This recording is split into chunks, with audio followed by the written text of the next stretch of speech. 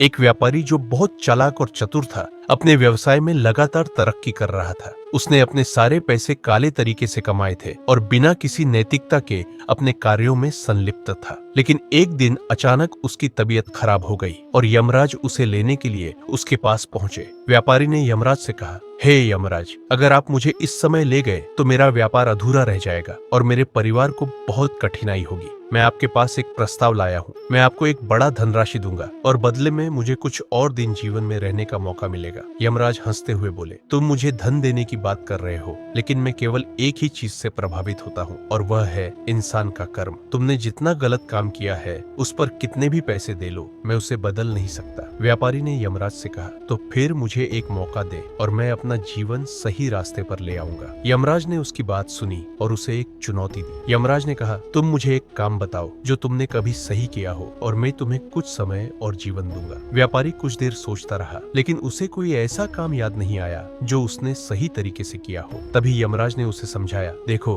तुम्हारे पास जितना भी धन है वह तुमने गलत रास्ते से कमाया है, लेकिन अगर तुम अब से सही मार्ग पर चलोगे तो तुम्हारे कर्म बदल सकते हैं और यही जीवन का असली उद्देश्य है। इस कथा से यह सीखने को मिलता है कि पैसे और दुनिया की चीजों के पीछे भागने से अधिक महत्वपूर्ण है सही कर्मों का पालन करना। यमराज ने व्यापारी को यह संदेश दिया कि जीवन का असली मूल्य उसकी अच्छाई में है, न कि गलत तरीके से कमाए गए धन में।